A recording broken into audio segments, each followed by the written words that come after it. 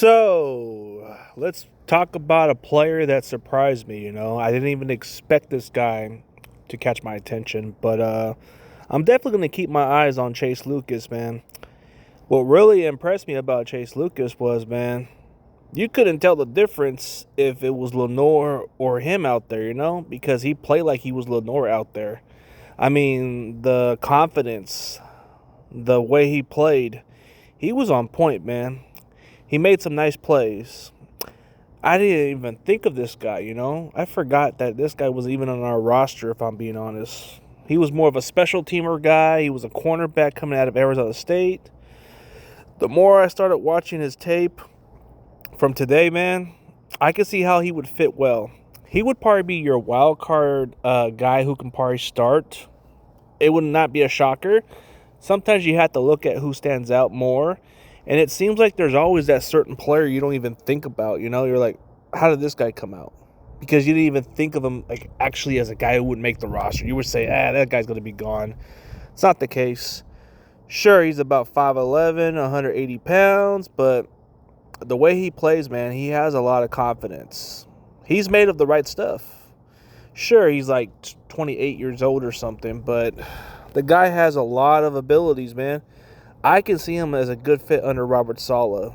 I mean, this guy is like what you look at Lenore, man. If you want a guy who's cocky and confident, man, this is another player that would fit right in. He's a good special teamer, so the chances of him making the roster, I think he has a better chance, a way better chance. From this performance, he has a strong case. I mean, there could be competition between him and Darrell Luter and quite a few other guys for that roster spot because he adds more. He adds good special teams value, and he can showcase you that he can step in and play, man. So maybe he's more than just a reserve player. Maybe he's a guy that can step in and play and have a huge significant role. So I just didn't have it on my bingo card on this guy. This was the same guy who was trash-talking Lenore in the NFC Championship game. This was the same guy that was fighting this guy, bro. They end up becoming this bitter rival or kind of like a rival thing into friends now. So they're like really good friends. So I guess they put their BS aside and they decided to build a good brotherly bond. So now they went from like they couldn't stand one another into like, you know what?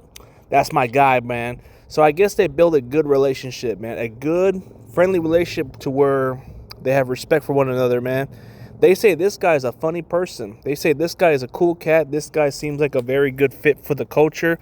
You like those feisty guys.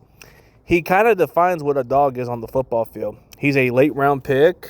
He was on a team that didn't know how to use him right, or maybe it was just too stacked on the roster.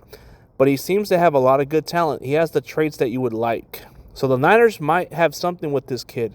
Sometimes there's always that one player you don't even think of as your breakout player. And I think this guy might even be the next player.